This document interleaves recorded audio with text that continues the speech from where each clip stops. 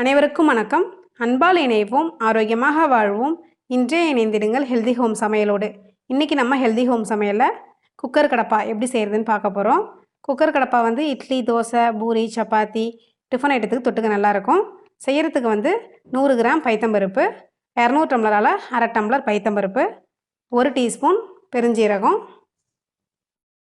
சின்ன பீஸ் பட்டை, 1 ஏலக்காய், 2 கிராம்பு, தேங்காய் காமூடி, இந்த மூடியால் காமூடி எடுத்துருக்கேன்.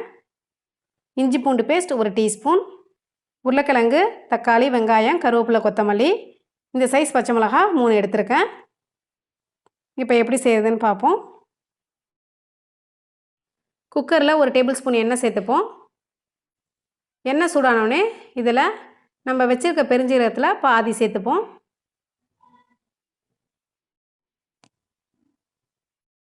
நல்லா பெருஞ்சீரகம் பொரிஞ்ச உடனே இதோட 1 பச்சை மிளகா, அப்புறம் காமுடி தேங்காய், துருவிய தேங்காவை சேர்த்துப்போம். லேசாக வதக்கிப்போம். இந்த தேங்காய் வாசனை வர வரைக்கும் நம்ம வதக்கிக்கலாம்.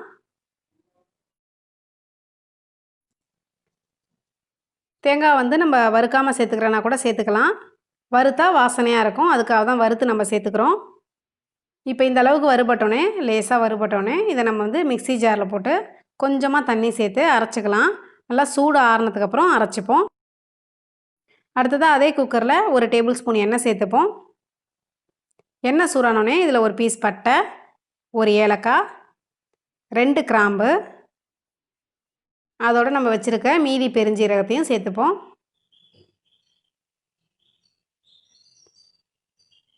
இதெல்லாம் நல்லா பொரிஞ்ச உடனே இதில் வெங்காயம் சேர்த்துக்கலாம்.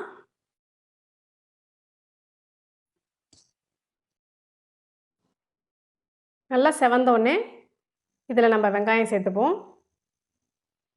வெங்காயம் போட்டு ஒரு 1 மினிட் வதக்கிட்டு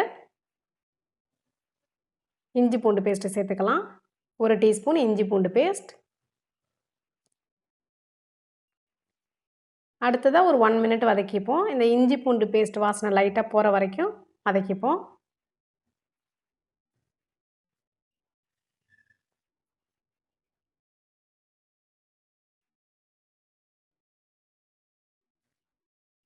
இதில் நம்ம தக்காளி சேர்த்துப்போம். 1 தக்காளி பொடி பொடியாக கட் பண்ணதை சேர்த்துக்கலாம்.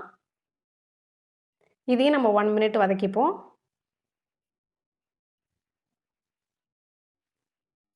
கீரின பச்சை மிளகாய் 2 சேர்த்துக்கலாம். இப்போ டோட்டலாக நம்ம 3 மினிட்ஸ் இது வதக்கிக்கலாம்.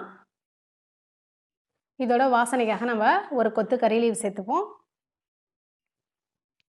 கறி லீவ் சேர்த்துட்டு லைட்டாக வதக்கிட்டு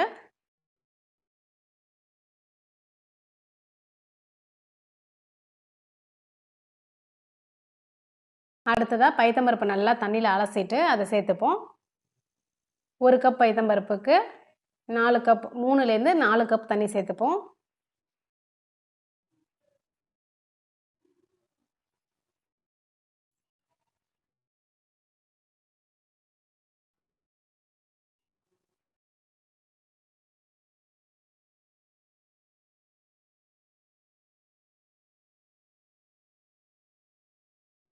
ஒரு உருளைக்கிழங்கை பொடி பொடியாக கட் பண்ணி சேர்த்துக்கலாம்.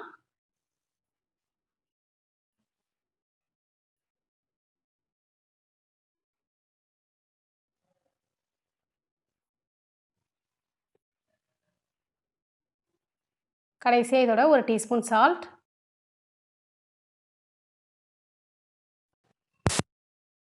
மிக்ஸ் பண்ணி விட்டுட்டு மூடி போட்டு மூடிக்கலாம். 2 விசில் விட்டால் போதும். 2 விசில் விடும்போது நம்மளுக்கு ரொம்ப குழையாது பருப்பு.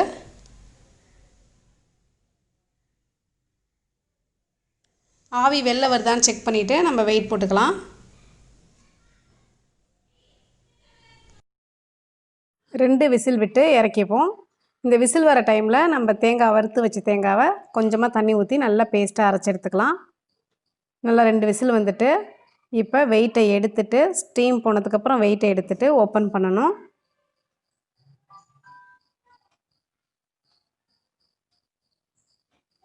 நல்லா ஓப்பன் பண்ணோன்னே நம்மளுக்கு கம கமன்னு வாசனை வருது.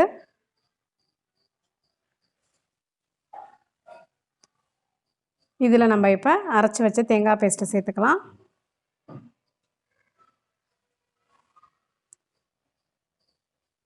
அப்புறம் 1 கப் தண்ணி சேர்த்துப்போம்.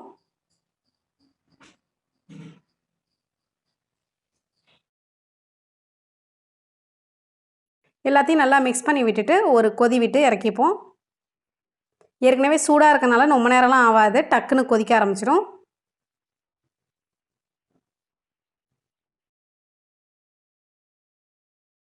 குக்கர் கடப்பாவை வந்து நம்ம 10 மினிட்ஸில் ரெடி பண்ணிடலாம். ரொம்பவே ஹெல்த்தியான அதே சமயத்தில் ஒரு டிஃப்ரெண்ட்டான டிஷ்ஷு. இது மேலே கொத்தமல்லி போட்டு கார்னிஷ் பண்ணிக்கலாம். நல்ல ஃப்ளேவராகவும் இருக்கும், நல்லாயிருக்கும். இன்னொரு வீடியோவில் நான் உங்களை சந்திக்கிறேன். நன்றி.